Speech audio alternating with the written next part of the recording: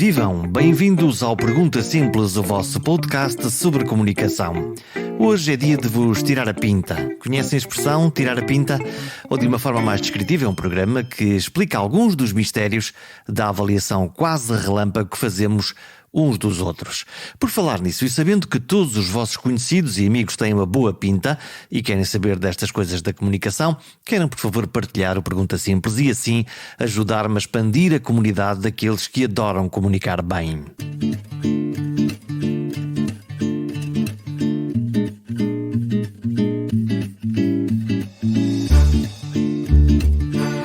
Quando comunicamos, somos imediatamente avaliados pela nossa audiência, seja uma plateia gigante ou simplesmente um só interlocutor que está ali à nossa frente. E comunicar não é um simples momento em que debitamos palavras ou que pensamos, falamos e escutamos à vez. Não, comunicar é muito mais vasto do que isso. Grande parte da nossa comunicação é não verbal. Não implica palavras. Os nossos gestos, a postura, a maneira como olhamos e somos olhados, o timbre de voz, o movimento dos olhos, da boca ou das sobrancelhas, tudo ao mesmo tempo. E nessa dança há microexpressões que reforçam a verdade das nossas palavras ou que denunciam mentiras mais ou menos dissimuladas. Há toda uma ciência à volta da interpretação destes sinais, muito úteis, por exemplo, para a investigação criminal ou a validação da credibilidade de uma testemunha em tribunal. Ciência ou arte? Responde Rui Mergulhão Mendes. Poderia defini-lo como profiler, alguém capaz de traçar o perfil das pessoas. Será uma forma de leitura? É um tema de início porque não se lê em pessoas. Isso é uma falácia. Hoje anda-se muito atrás daqueles paradigmas do observar, do descodificar, do decifrar comportamentos e pessoas. Isso é muito ambíguo. Nós somos, por natureza, somos animais de comunicação, muito treinados ancestralmente e biologicamente para nos defendermos de algumas questões, e muitas delas relacionadas com a ameaça, e de uma forma inata e sem grande tomada de consciência. Nós agimos e interpretamos sinais emitidos pelos outros. Portanto, a nossa leitura é uma leitura para nos proteger, para que algo de mal não nos possa acontecer. A nossa primeira grande reação quando nós tentamos uma interação com uma pessoa que não conhecemos tem muito de resposta da nossa segurança. Se o Jorge entrar dentro de um recinto, de um bar, de um café, de um restaurante, onde não conhece ninguém, a sua primeira grande preocupação é fazer um screening rápido por toda a gente para saber se há algum ponto que possa ser conflituante, se possa ser uma ameaça, e a partir daí começar a monitorizar com um cuidado diferente, porque isso é, como digo, é inato, é biológico, está na nossa essência e tem a ver com a nossa segurança. Isso explica que nós não nos sentemos, por exemplo, com uma porta aberta nas costas de algumas pessoas que se sentem desconfortáveis exatamente por não saber o que é que pode vir daquela porta. Por exemplo, eu nunca me sento aí onde o Jorge está sentado. Eu tenho uma porta aqui aberta. Eu recebo as pessoas sempre ali, naquela zona, aqui nesta sala. Com vista para a porta de entrada aqui deste sítio. Onde controlo tudo, e normalmente nem tenho este store levantado, está mais fechada esta persiana, justamente por isso, por uma questão de controle. Eu sou convidado para ir a um restaurante e tiver um lugar de costas viradas para a porta da rua, pode ter a certeza que eu não meto para me sentar. Que mecanismo é esse? Completamente desconfortável. Há pessoas que reagem melhor a isso e que não se preocupam. Nem sequer pensam nisso? Nem sequer pensam nisso, se calhar, ou têm outros mecanismos. Eu sinto-me desconfortável, e quando me sinto desconfortável, não. Aliás, se nós olharmos um bocadinho para isto e se pudéssemos acompanhar isso com imagens, seria ótimo, mas deixe-me lhe dizer que muito daquilo que se passa, por exemplo, na esfera política tem esta questão, tem esta avaliação. Só se reparar do ponto de onde se recebe os políticos, quem recebe, de onde é que normalmente o político aparece, se aparece do lado esquerdo ou se aparece do lado direito da pessoa. Normalmente você há de reparar que o político aparece sempre daquele lado, do lado esquerdo da pessoa, para quando nós cumprimentamos fica a nossa mão visível à frente, um momento de segurança. Raramente fazemos isto para dar ao outro a possibilidade de estar ele numa posição de conforto. Mas é deliberado isso? E muitas das vezes é deliberado. E é muitas vezes deliberado a forma como se sentam os convidados disponibilizados nas salas, como o Putin recebe e onde é que senta, se quer. Há imagens interessantíssimas, por vezes, de estarmos nós numa conversa destas e eu pôr atrás de si toda a mídia a recolher imagem, som, vídeo, em que você nunca mais está descontraído e nunca mais, e cognitivamente a sua pressão é muito maior, você não consegue relaxar ao ponto de dizer eu estou tranquilo aqui a ter uma conversa, uma negociação, aquilo que quer que seja, porque eu tenho atrás de mim uma série de situações que possam para mim ser uma ameaça. E isso não me liberta, se quisermos dizer, a minha capacidade total, se fôssemos falar de um ponto de vista de informática, não me liberta a minha memória total para eu cumprir aquela Temos tarefa. um pedacinho da nossa consciência ocupado com aquela câmara que nos está a olhar. Com os alertas. Neste caso, nós estamos a filmar também esta conversa e, portanto, esta conversa estando a ser filmada, ela ocupa um pedacinho do nosso pensamento. Num caso destes não me põe desconfortável. Agora, se eu estivesse atrás de mim, pessoas a filmarem-me com micros e com qualquer outro aparato do ponto de vista de mídia... E a pensar no impacto que podia ter, se estivesse a CNN ou a BBC aqui... Seria obviamente uma pressão muito maior? Depende da forma como nós nos preparamos para as coisas. É uma boa pergunta. Eu quando treino pessoas, há uma coisa que eu refiro inevitavelmente, que é a maior parte das pessoas preparam um PowerPoint, preparam a roupa, preparam o discurso, preparam as coisas todas que têm para dizer e esquecem-se de preparar como é que elas emocionalmente estão quando vão comunicar aquilo. Isso é a forma ou é por dentro? Não, isso é forma, isso tem que ser treino, a pessoa tem que perceber se está ou não capacitada naquele momento do ponto de vista emocional para dizer aquilo que vai dizer e qual é o impacto que vai ter aquilo que ele vai dizer nos outros. Há algum exemplo prático desse treino, dessa capacitação, dessa consciência? Se há exemplos práticos. Sim. Dezenas, por exemplo, o Rui tem uma forte exposição mediática. Vê-lo muitas vezes na televisão, em vários canais, a fazer aquilo que chamamos o perfil de algum caso conhecido nomeadamente, e nós vamos falar sobre isso, deste caso deste aluno da Universidade de Lisboa que estava a planear alegadamente um atentado. Quero pôr a palavra alegadamente aqui porque eu tenho várias reflexões sobre isso. Quando o Rui diz, ok, tens aqui um slot na televisão para fazer um comentário, como é que é o processo mental? Como é que se prepara? Normalmente tento ir o mais bem preparado possível dentro daquilo que é a informação que eu tenho. Quer seja nas televisões, quer seja com jornalismo de investigação, em qualquer uma dessas situações, eu tento me preparar da melhor maneira possível para poder dar as melhores respostas possíveis. Agora, há momentos em que somos atraiçoados e calha-nos a todos. Deixa-me contar-lhe um episódio que muitas das vezes relato com toda a formação. Eu tinha feito pela primeira vez a avaliação da credibilidade de informação em tribunais, acho que na Europa.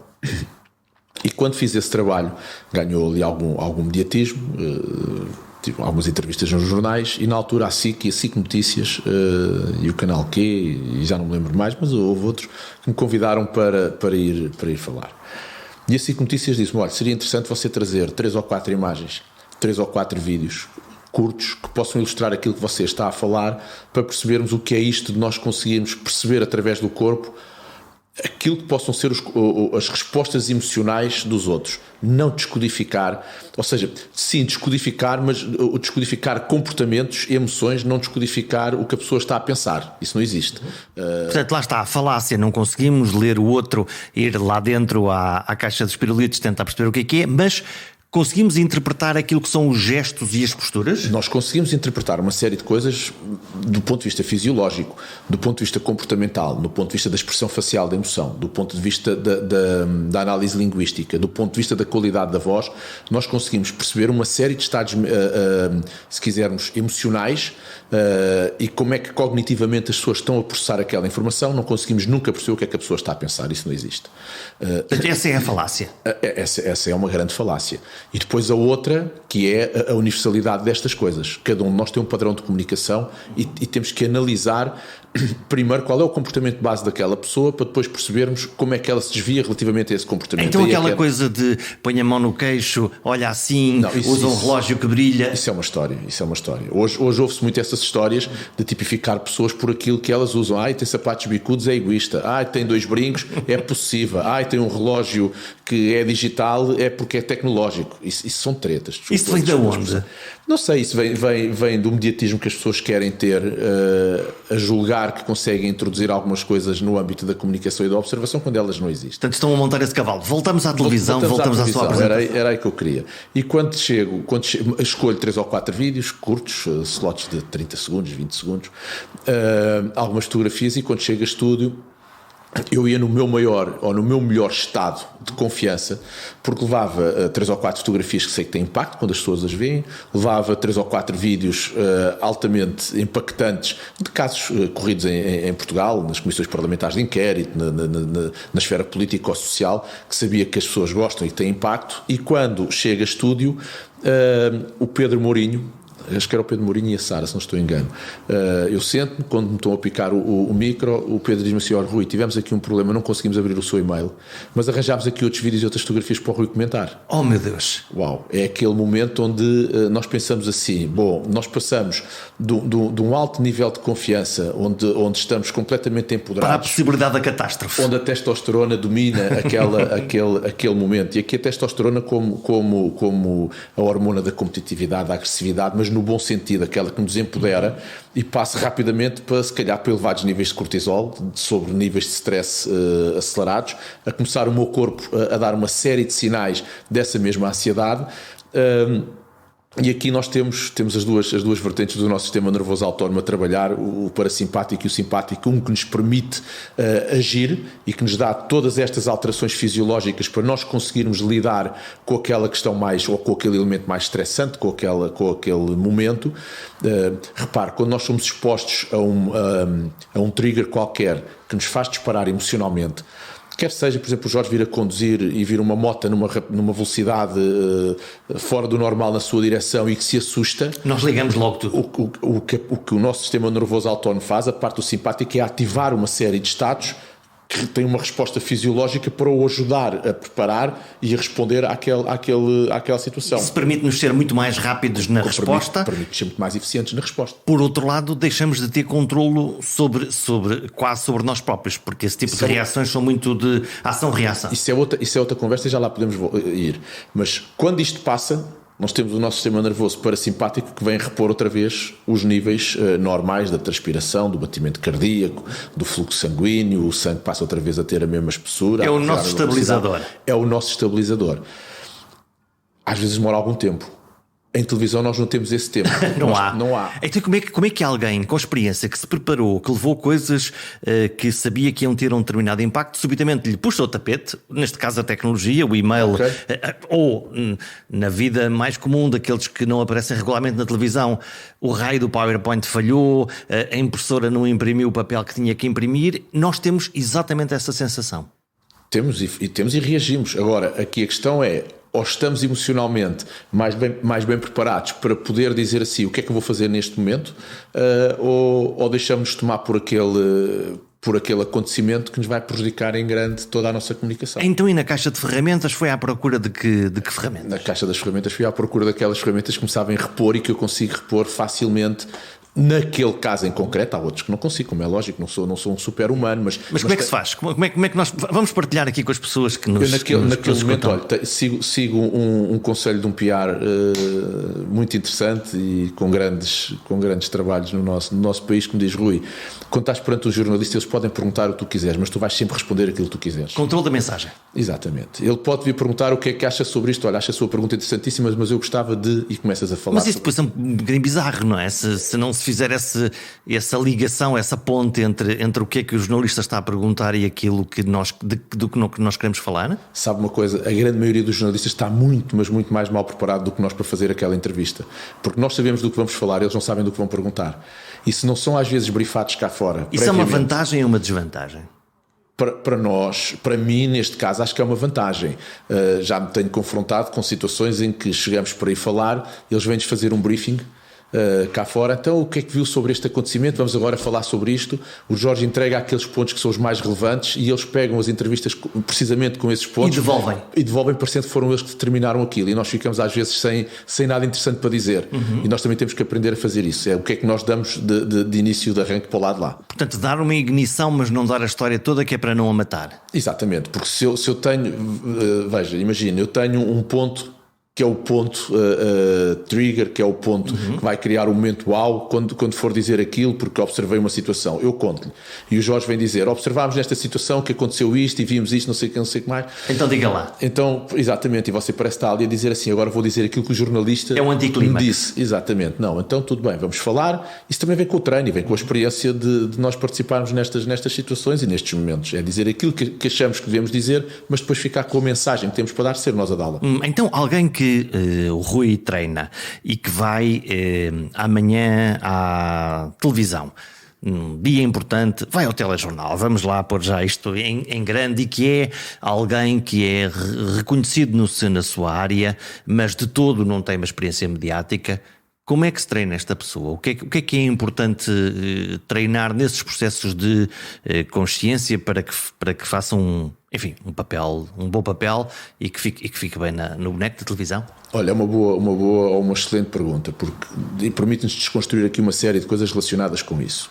Fala-se muito em media training. Vamos fazer processos de media training para as pessoas falarem em público. Daquilo que eu vejo do que se faz do media training aqui, eu não acredito nesses processos. Eu não acredito em processos que eu digo ao Jorge, agora chegue, adote esta postura, ponha as mãos assim, faça assado, não levante as mãos aqui. Não, com certeza, há algumas coisas que se dão de prevenção. Mas o que eu lhe digo é, quando o Jorge for exposto a um estímulo que o faça tirar do seu registro, o Jorge nunca mais se agarra. Esqueceu-se disso tudo. Esqueceu-se disso tudo e passa a ser o Jorge. E se aquilo estiver mal, está mal. A única forma, se tiver, porque há muita gente que tem aquele estigma de eu preciso e já são bons comunicadores. A única forma que eu trabalho, e não sou eu pois que eu faço pessoalmente quando são casos mais profundos, se assim quisermos, de intervenção, eu só acredito na desconstrução de padrões quando nós desconstruímos mentalmente o processo. Ou seja, vamos lá pôr isso para a linguagem de pessoa que não faz parte desta tribo perceber. Ok. Dizer assim de uma forma simples, nós, da forma como comunicamos, nós respondemos sempre da forma como temos categorizado mentalmente aquele acontecimento. Okay. Ou seja, como o pensamos? Como o pensamos, como ele está, se quisermos, arquivado na nossa memória. Vou dar um exemplo simples que dou muitas vezes nas formações. Se eu tiver medo de cães, se eu sair agora aqui à porta do meu escritório e vir um cão, eu vou reagir àquele trigger da mesma forma como eu tenho aquele acontecimento mapeado no meu cérebro, no meu mapa mental. Se for para mim um medo, o cão, inevitavelmente eu vou reagir com medo àquele cão. A única maneira que eu tenho não é que me venham dizer tens que deixar de ter medo de cães, há cães bonitos, há cães isto. Isso pode funcionar às vezes para desconstruir mentalmente o meu para padrão refletirmos sobre isso. Sobre o cão. Agora, a única forma, ou a forma mais rápida que eu tenho de desconsiderar isso é mentalmente eu desconsiderar o cão como uma ameaça. Porque se eu desconsiderar o cão como uma ameaça, se eu olhar para um cão e tentar mentalmente ressignificar aquele acontecimento, e volto a dizer, aqui já não é um trabalho meu, mas temos outras pessoas na academia que nos ajudam. É um trabalho de psicologia, no fundo. É um trabalho mais de NLP Coaching que nos ajuda a fazer. Aquilo que acontece às pessoas que têm medo de andar de avião ou que têm medo de ficar presos no elevador. Eventualmente, sim. Eventualmente, padrões que são semelhantes. Porque quando eu consigo desconstruir essa imagem mental do que é um cão para mim, e quando eu for exposto a esse estímulo, eu vou reagir de acordo com aquilo que é o meu estímulo. Nós não reagimos, isto é importante perceber-se isto. As nossas memórias são alteradas constantemente. Nós não mantemos as nossas memórias intactas. A forma como nós, cada vez que há estudos científicos interessantes que dizem que sempre que acedemos a uma memória, alteramos-la. Alteramos a memória. Isso deve ser um problema para alguém que tem que ir a tribunal ser testemunha se a memória vai sendo progressivamente reconfigurada. Com certeza, é um problema grande. Vou-lhe dar um exemplo. Imagine, vamos pegar no tema da violência doméstica, um tema que muito se fala e que nos merece que é um tema importante. Todo o cuidado.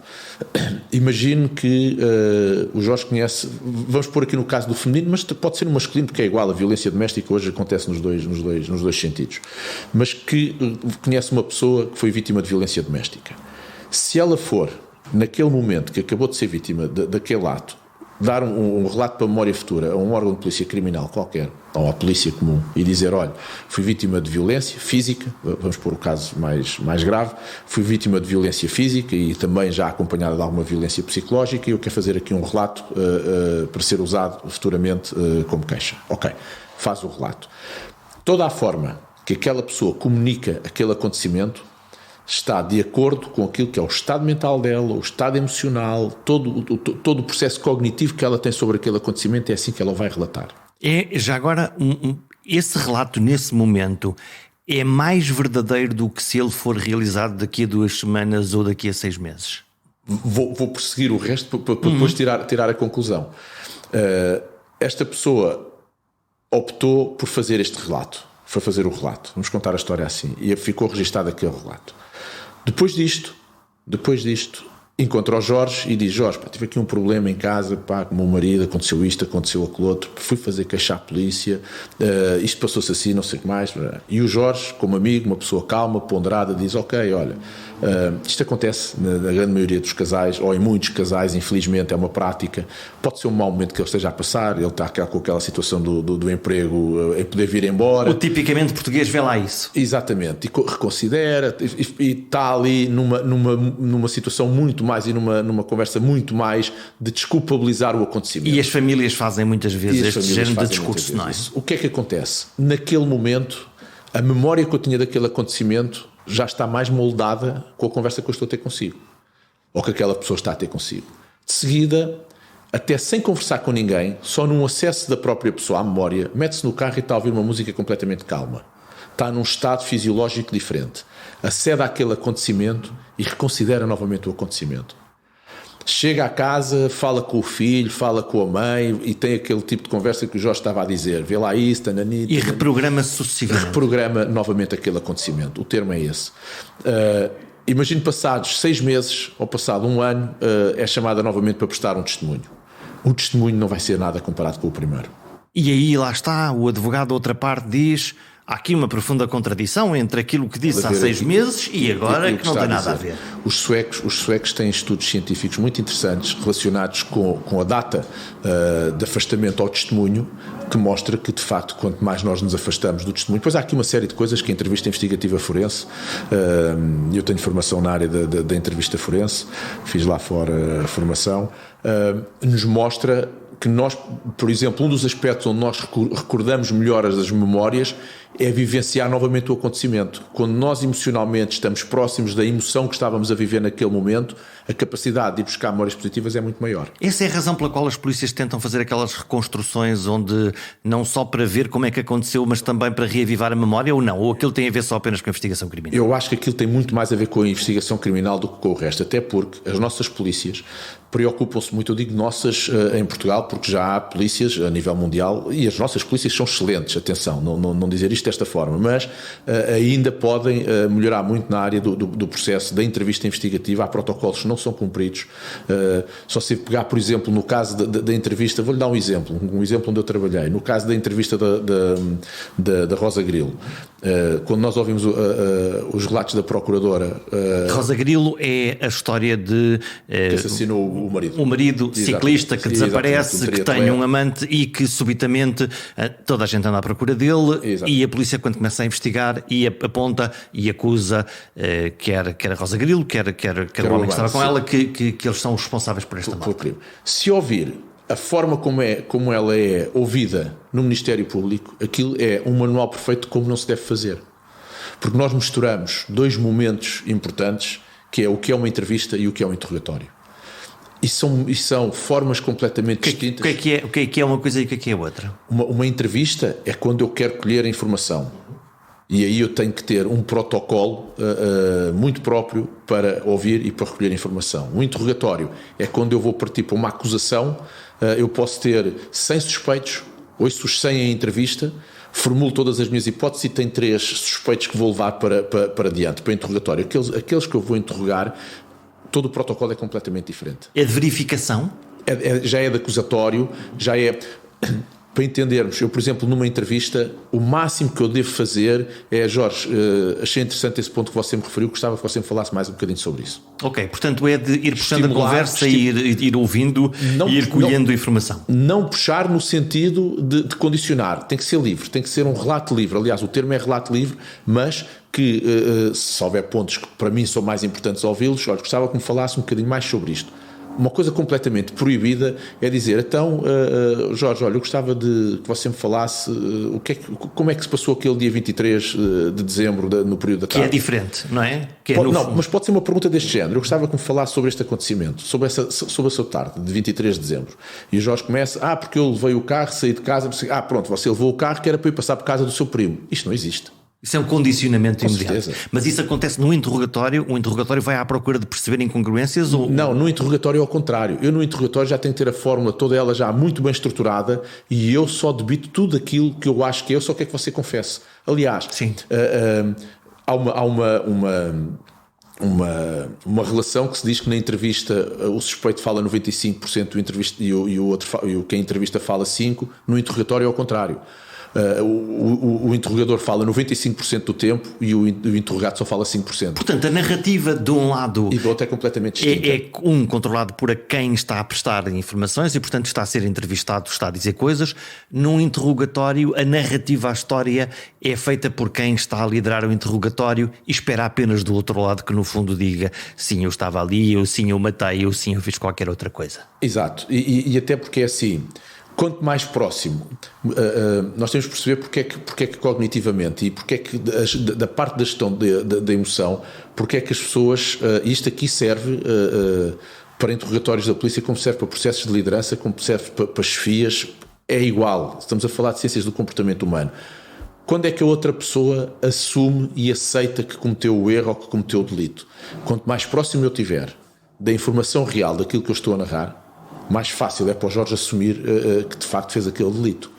Se eu tiver a acusar o Jorge de ter feito um certo e determinado ato e toda a minha narrativa seja ainda divergente daquilo que foi a realidade, logo não faz sentido, que não lhe faça sentido, o Jorge vai ficar a saber, ele não sabe o que é que eu fiz, eu não vou assumir. Agora, se eu chegar ao pé de si e disser foi isto assim, o Jorge fez isto, por isto, naquele dia depois saiu para ali, foi ali, foi lá, se o Jorge disser assim, caramba, este fulano sabe tudo aquilo que se passou comigo, apanhou-me, eu não tenho. Depois há aqui uma série de técnicas que as polícias utilizam do ponto de vista da pressão cognitiva para levar à aceitação emocional, para levar à aceitação dos Mas isso fatos. Pode fazer sentido partindo do princípio da boa-fé e de que a investigação foi corretamente feita e, portanto, nesse momento de acusação, no fundo a história está contada e é apenas mais um passo de investigação. E quando a história é muito duvidosa ou não há provas e há exatamente essa pressão de interrogatório sobre pessoas que afinal a história não era bem aquela. Isso leva-nos aqui a outras questões. Porque no caso do criminoso, eu acho que ninguém tem dúvidas que o processo funcionará. Há momentos em que se calhar isto não é tão branco e preto? Não, exatamente. E quando não é tão branco e preto, e quando não sabe a história, e quando não sabe na realidade o que se passou, e quando muitas das vezes, e nós temos a justiça, não falo na nossa em Portugal, mas a nível mundial, nós temos a justiça inquinada com uma série de erros. Os Estados Unidos, por exemplo, até muito recentemente, não sei se ainda mantém neste momento, estou um bocadinho mais desligado, mas aqui há 3 anos atrás, os Estados Unidos utilizavam uma técnica de entrevista completamente, como é que eu vou dizer, tendenciosa, no sentido de que as pessoas criassem falsas informações para eles obterem falsas confirmações, mas para obterem confirmações. A percentagem de pessoas que estavam na linha de pena de morte ou de prisão perpétua era uma percentagem enorme de pessoas que não tinham cometido aqueles crimes, mas que eram condicionadas e que eram pressionadas para aceitar coisas que não fizeram. E provavelmente aí a destruição da cor da pele, da raça, de ser pobre ou rico. Então aí vamos. Há uma questão interessante que tem a ver com a percepção e tem a ver com a neuropercepção. E nós somos altamente pressionados, se quisermos, para através da face, também através da voz, mas muito da face, de nós fazermos expectativas de possíveis traços de personalidade e de comportamento dos outros. Alguém entrar numa sala e nós olhamos e não tem mesmo cara de culpado? Completamente. Eu posso depois mostrar-lhe algumas imagens e percebe isso facilmente. Mas isso é porquê? Porquê é que nós achamos que aquela pessoa tem mesmo cara de culpado? O Todorov diz que nós demoramos cerca de 100 milissegundos a inferir um comportamento numa face vista pela primeira vez. Isso é nada. Portanto, isso é um décimo do segundo. É um décimo de um segundo. Como é que o processo se passa? Eu vou dizer isto de um ponto de vista de uma metáfora para se perceber. Isto é como se eu tivesse aqui um software a gerir um grande hardware que é o meu cérebro, e o que eu faço quando vejo a sua face é eu venho à minha base de dados e vou comparar a sua cara naquela minha base de dados. Espero que apareçam pessoas interessantes e que não tenham ar de criminoso. E vem àquela base de dados, e consoante o matching que eu faço da sua face com aquela minha base de dados, eu vou gerir uma expectativa e um comportamento. Aplica umas formas. Esta pessoa com este padrão tem que acaba aqui igual a outra. Exatamente. Para mim esta pessoa é isto. Depois, como animais teimosos que somos... Isto não se chama preconceito? Pode quase resultar num preconceito, mas isto tem muito a ver com aquela questão inicial que nós falámos da nossa defesa. É de nós começarmos a tipificar quem é esta pessoa que está aqui à minha frente. E porque não temos tempo de fazer isso de outra maneira, de pensar cada pessoa que vemos, Isso agora levava-nos para outra questão, que é se as decisões que nós tomássemos, no nosso ponto de vista cognitivo, tivessem que ter um processo de decisão consciente, nós chegávamos a meio da manhã estourados do ponto de vista mental. Então como é que o fazemos? Emocionalmente? Não, nós tomamos grande, porque muitas das... Aquilo que em psicologia se chama o sistema 1 e o sistema 2. Nós tratamos muita informação com pressupostos, aquilo que se chamam heurísticas, que nos ajudam, são processos cognitivos que nos ajudam a tomar decisões racionais sem esforço. E quando nós fazemos isto, estamos de facto a condicionar ou a tomar decisões sobre alguns aspectos que nós não controlamos. Depois, eu ia dizer, e como somos teimosos, se a sua face me vier aqui à minha base de dados e retomar uma informação a dizer que o Jorge é uma pessoa teimosa, por exemplo, este fulano é teimoso, isso vai ser complicado para mim gerir este processo. Eu posso ter ali 100 pontos de análise que faço do Jorge, onde o Jorge nunca mostrou nada que tivesse sido relacionado com teimoso, mas no momento em que fizer no 99º ponto vai encontrar não sei quantos. Eu encontro e disse, eu sabia que ele era assim, e aquilo vem validar e vem dar força à minha expectativa inicial. Quando nós fazemos, eu quando lhe disse aquele trabalho, já nem me lembrava disso, já foi feito há uns anos, mas quando falei naquele trabalho que fiz com a avaliação dos testemunhos no caso do Monte Pio, aquilo que para mim foi muito importante e interessante fazer não foi só ouvir os testemunhos daquelas pessoas que por lá passaram, mas foi perceber também qual é a adaptação e como é que o juiz se adapta a cada testemunha que lá está sentada. E nós não somos todos iguais. Portanto, o próprio juiz, como qualquer ser humano, também vai mudando a sua percepção sobre a realidade. Se você perguntar isto a um juiz, ele diz que não. Claro, ele diz que decide sobre factos. É o que eles dizem. Decidem sobre factos. Mas isso não é possível, não é? Eu não acredito que seja possível. Nós temos sempre um enviesamento grande sobre aquilo que é a estrutura toda do comportamento, para além de, naqueles casos mais mediáticos, nós... por exemplo, voltando aqui ao caso da Rosa Grilo. A Rosa Grilo, quando foi para julgamento, portanto, já estava mais do que condenada na praça pública. Portanto, aquilo já... A voz pública era de condenação. Completamente.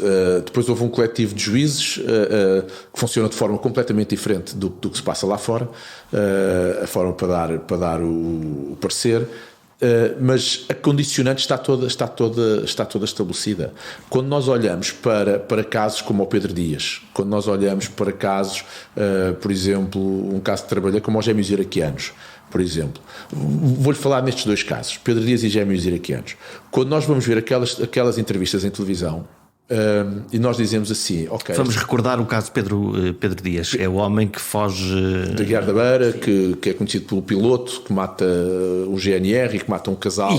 E que anda fugido durante muito tempo e que depois percebemos que ele tem ajudas na comunidade que lhe permitem escapar, e depois o caso termina, o momento menos um, é quando ele dá uma entrevista à televisão explicando... Quando ele aparece como jornalista e com advogado. Agora eu pergunto quem é que acredita que aquela entrevista não está preparada? Quem é que acredita que as perguntas não estão negociadas? Quem é que acredita que o Pedro Dias não tinha sido brifado para fazer aquele tipo já de informação? Portanto, alguém acredita nisso? Eu acho que é difícil a maioria dos portugueses perceberem que o Pedro Dias foi ali sem treino no sentido de dizer o que é que vai ser perguntado e o que é que tu vais responder. Foi um processo em que... Foi desde logo organizada a sua defesa ou preparar o seu julgamento posterior? Quando ele aparece ponha-se na pele do Pedro Dias. O Jorge é apanhado numa situação qualquer. aparece com a sua advogada para dar uma entrevista. Portanto, a advogada não briefou o Jorge? Naturalmente, sim. Com certeza. Sim. Olha, vai acontecer isto, vão perguntar isto, você vai responder. Sim, há perguntas que são óbvias de fazer, óbvias, não é? O que é que fez, porque é que fez. Mas que a resposta depois é consentânea com aquilo que ele é briefado anteriormente. Não fala sobre isto, não dá informação sobre aquilo outro. Agora, o que é que isso acontece? Acontece que nós pomos automaticamente aquele chip de olhar para o Pedro Dias e perceber o que é que ali vem. Deixa-me contar uma coisa interessante relativamente a isto. Quando nós olhamos para o testemunho do Pedro Dias, eu fiz na altura a avaliação daquela entrevista e tive várias pessoas a perguntarem-me: eu agora estive a ouvir a entrevista dele, mas tu achas mesmo que o homem foi capaz de fazer aquilo?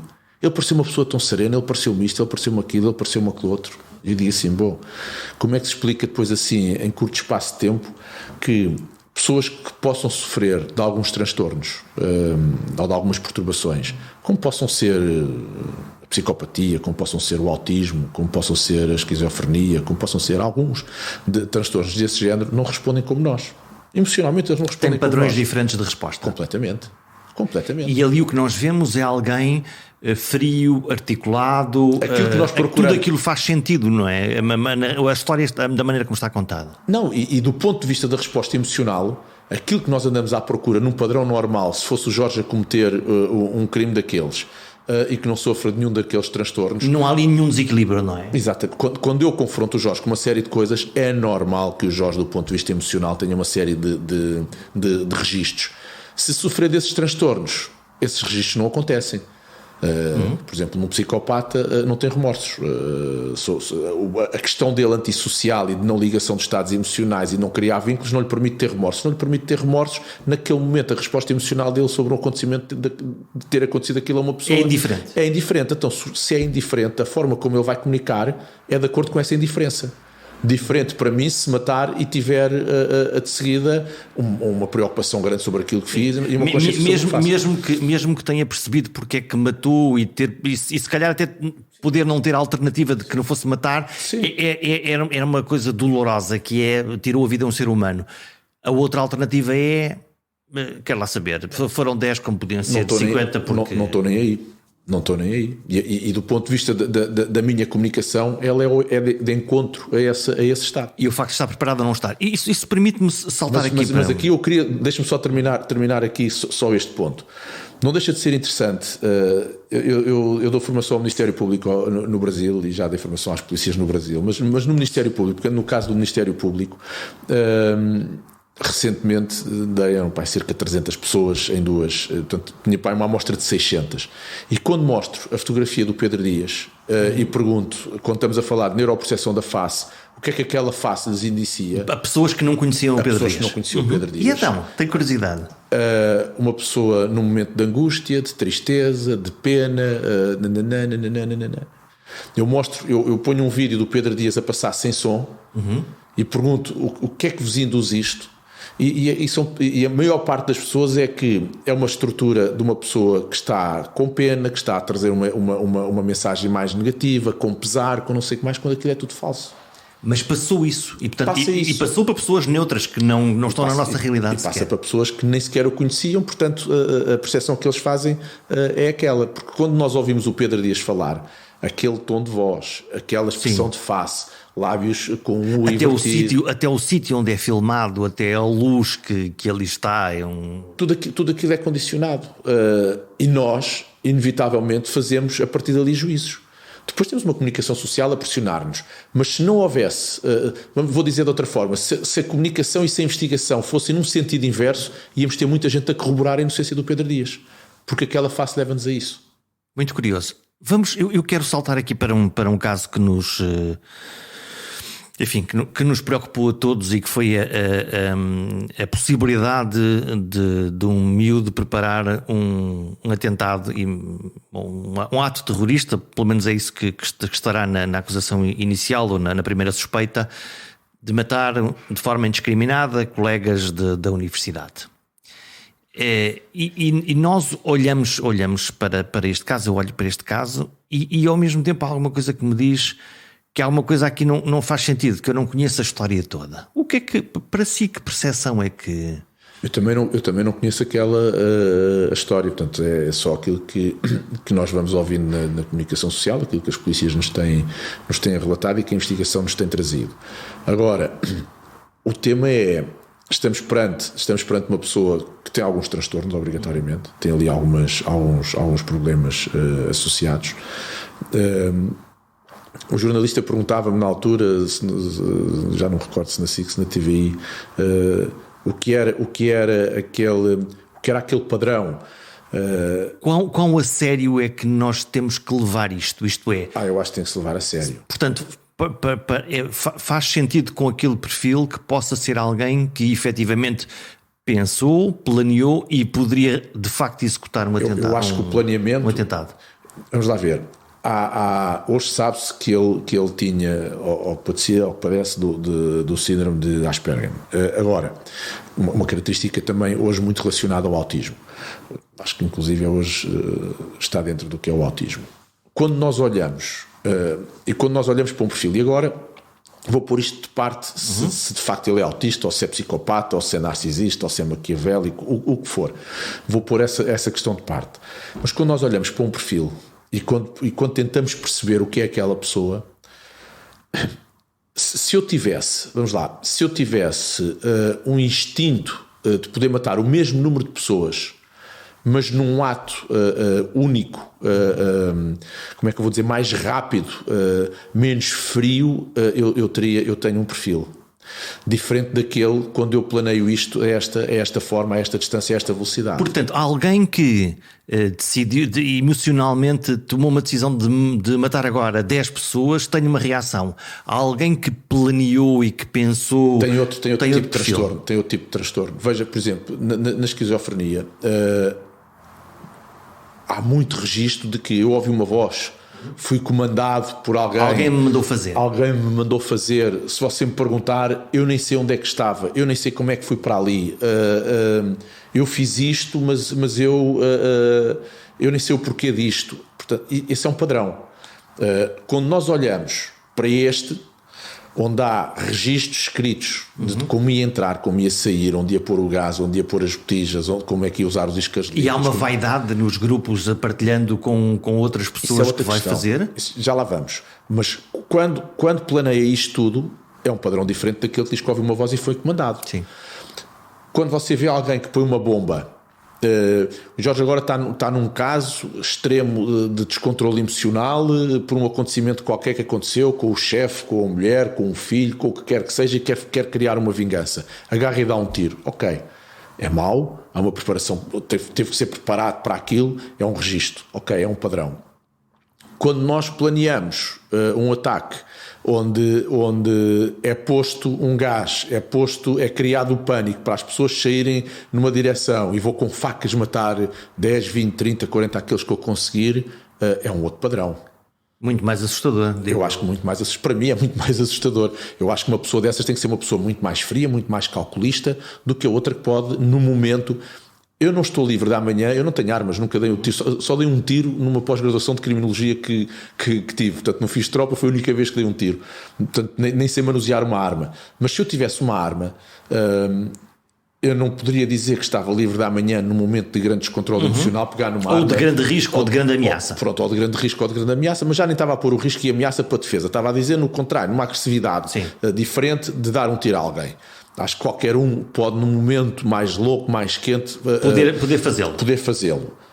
Acho que é completamente diferente eu de seguir a dizer assim, friamente, pensar, o Jorge fez-me isto, eu não lhe vou dar um tiro, eu vou chamá-lo, eu vou-lhe fazer isto, vou-lhe fazer aquilo outro, e friamente... Uma premeditação matar com frieza, com calculismo, com tudo isso, são padrões diferentes, e esses padrões têm que ser determinados. Então, neste caso concreto, a Polícia Judiciária decidiu...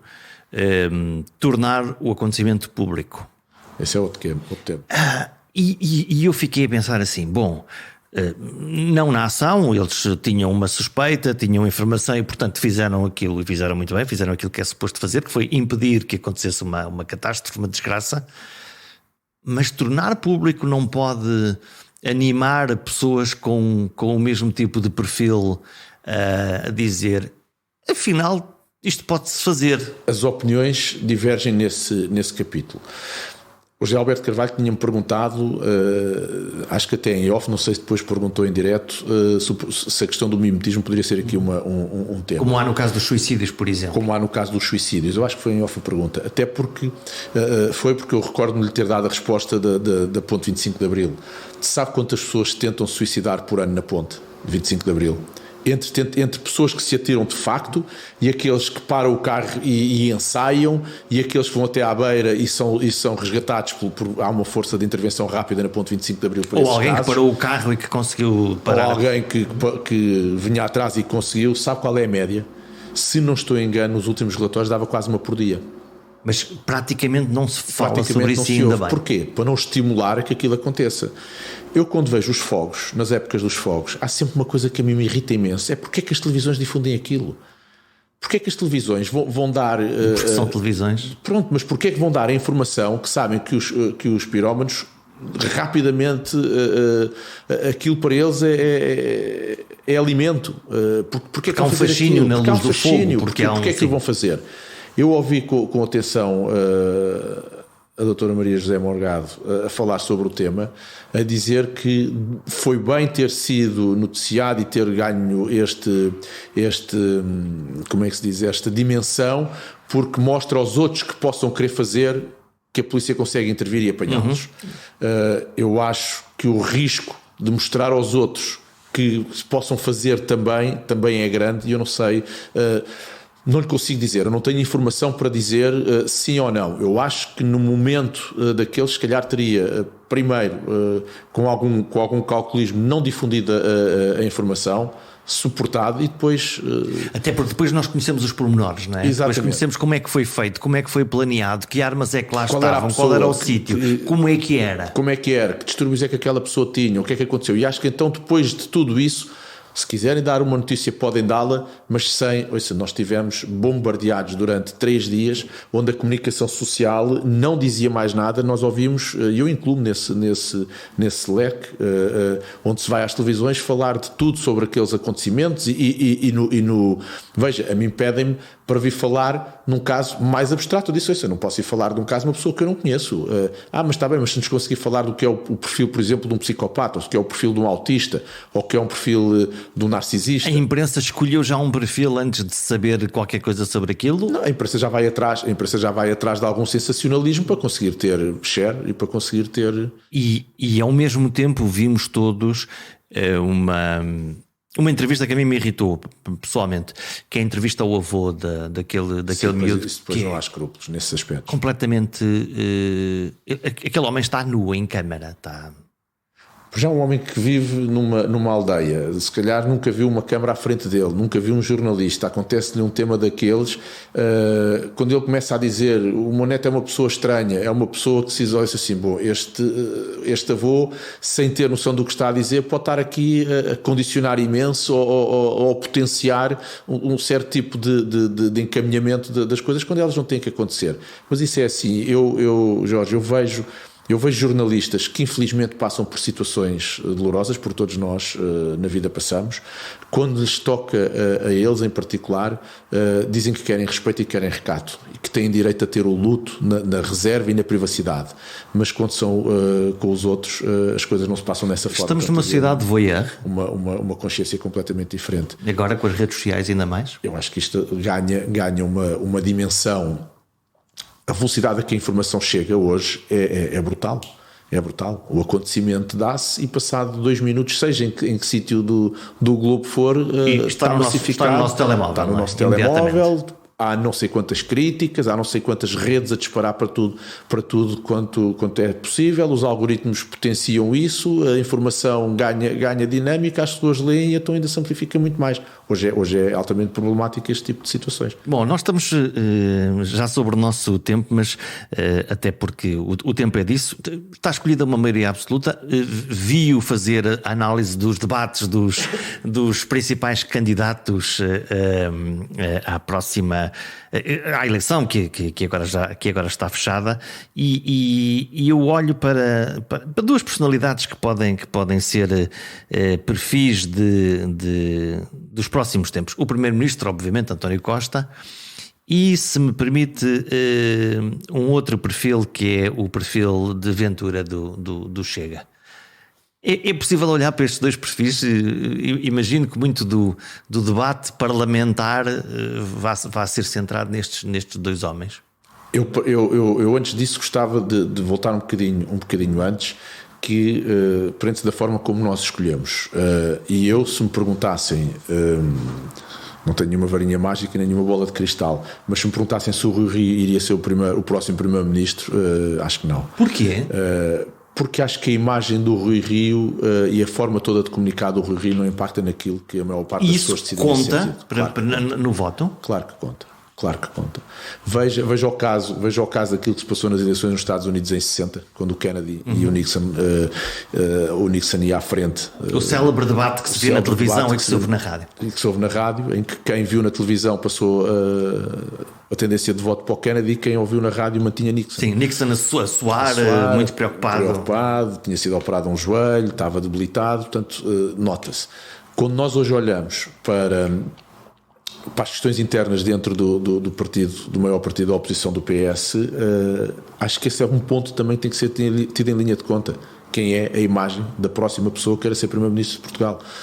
E não me parece que seja uma escolha fácil neste momento. Portanto, aquele que desafia tem também que ter determinadas características que possa atrair a atenção e o voto, independentemente depois das questões mais ideológicas, mais para a esquerda ou mais para a direita. A questão é esta. Quando nós somos teimosamente ou sociais-democratas, ou cristãos, ou socialistas, ou comunistas. Pelo menos uma determinada geração Sim. Agora se calhar... Os mais novos têm aí outro tema. Eu acho que, por exemplo, estava a falar no Chega, eu acho que a iniciativa liberal...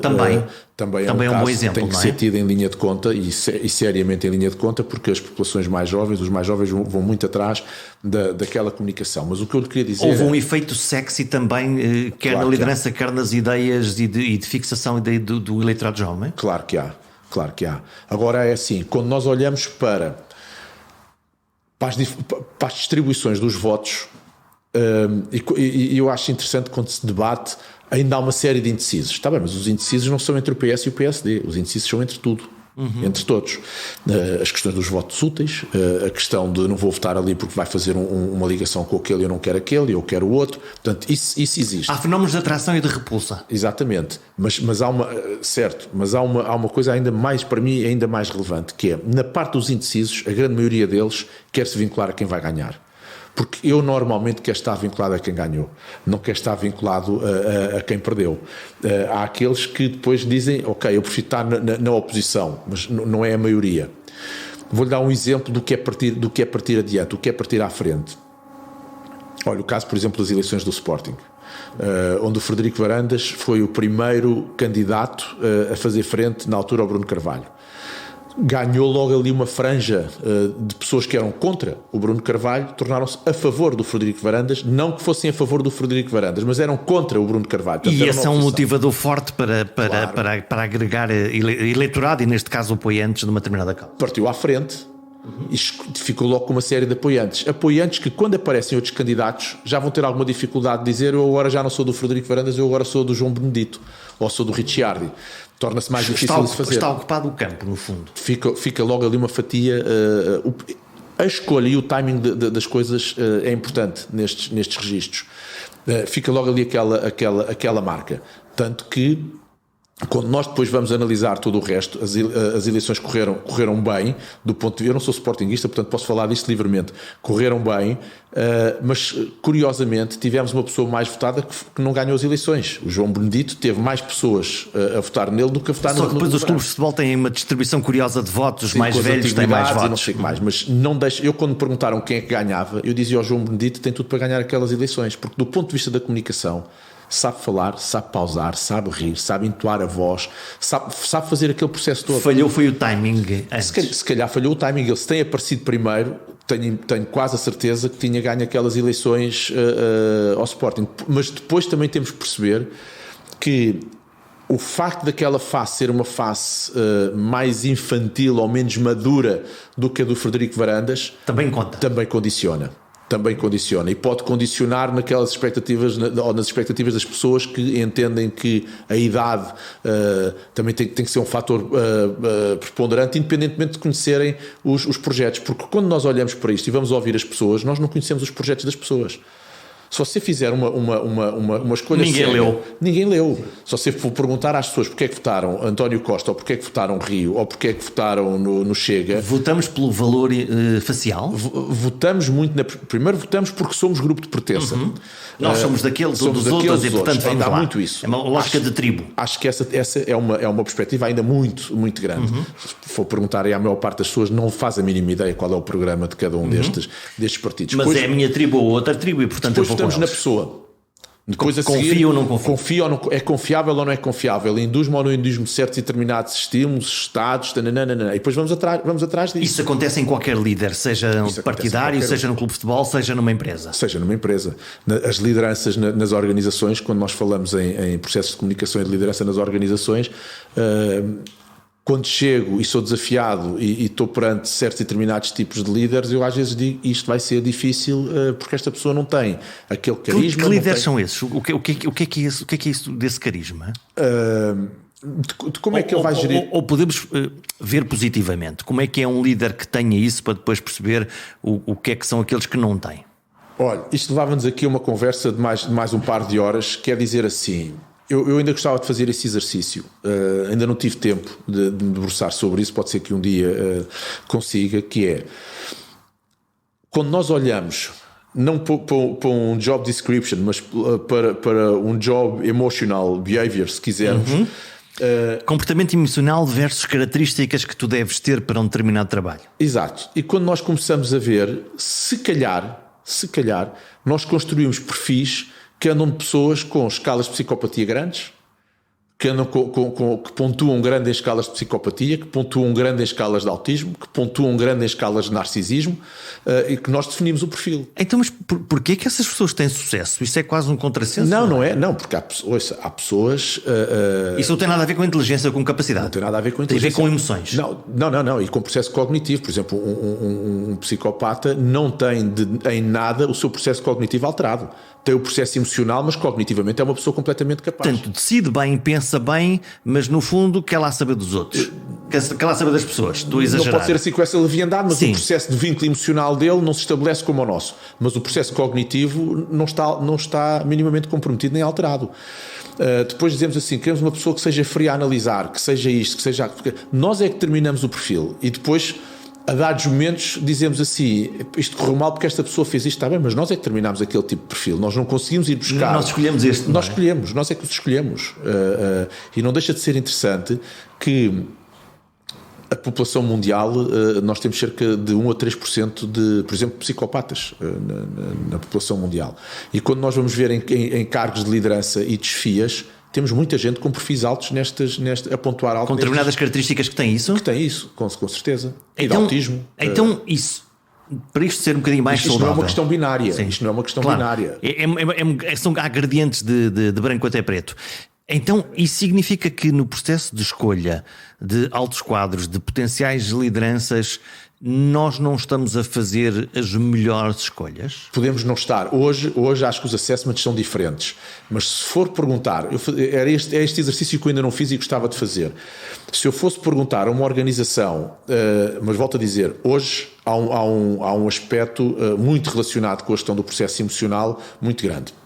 Nós sabemos, por exemplo, a McKinsey tem um estudo interessantíssimo que diz que as competências emocionais vão fazer a diferença nos profissionais do futuro e que vão ser essas competências que vão permitir que as pessoas passem do primeiro e do segundo quintil para o quinto quintil no que diz respeito a remunerações, por exemplo, e de posicionamentos dentro das organizações. Não são mais as hard skills, são as soft skills, e as emocionais são aquelas que vão fazer parte, ou seja, o paradigma mudou um bocadinho. Mas se nós recuássemos aqui há alguns anos e fôssemos inquirir nas grandes companhias quais eram as características que queriam para um líder ou para um chefe de departamento, se calhar se nós fôssemos pegar naquelas características e pô-las numa escala do narcisismo ou do maquiavelismo ou do autismo ou da psicopatia, essas pessoas pontuavam alto nessas escalas.